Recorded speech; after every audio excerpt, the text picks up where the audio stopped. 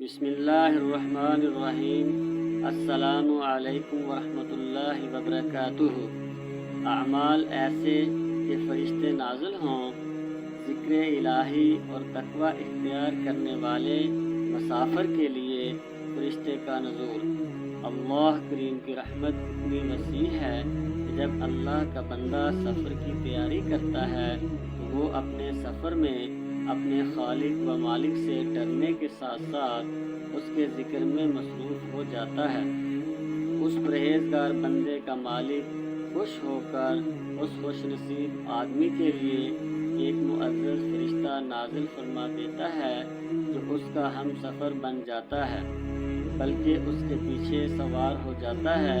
یقیناً یہ فرشتہ معاون اور مددگار ہوتا ہے جو مسلسل سفر ختم ہونے تک اس کی رفاقت میں رہتا ہے۔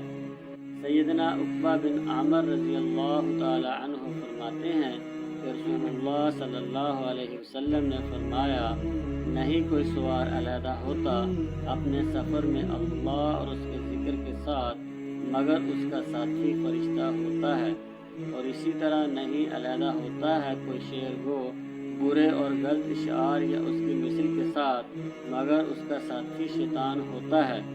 دین کے طالب علم کے لیے فرشتوں کا نزول۔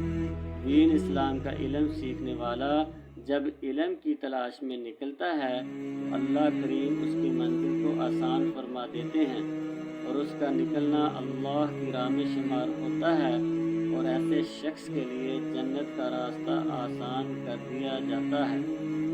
اور رحمان کے فرشتے اس خوش نصیب کے لیے اپنے پر بچا دیتے ہیں۔ طالب علم کے اس عظیم مرتبہ کو سیدنا ابو درداء اور صفوان بن عسال رضی اللہ عنہما سے روایت ہے کہ رسول اللہ صلی اللہ علیہ وسلم نے فرمایا، جب بھی کوئی شخص اپنے گھر سے علم کی تلاش میں نکلتا ہے تو اس طالب علم کے لیے اس کے اس عمل سے خوش ہو کر فرشتے اپنے پر بچا دیتے ہیں۔ اتنی سعادت اور عزت کی بات ہے کہ مخلص طالب علم کے لیے معزز فرشتے اپنے پر بچا دیتے ہیں۔ سبحان اللہ! یہ اس لیے ہے کہ طالب علم اپنے رب کی رضا کو تلاش کرنے اور اس کے دین کو پھیلانے کے لیے یہ کام کرتا ہے، تو جو اللہ تعالیٰ کا بن جاتا ہے تو اللہ کریم اس سے گہری الفت و چاہت رکھتا ہے۔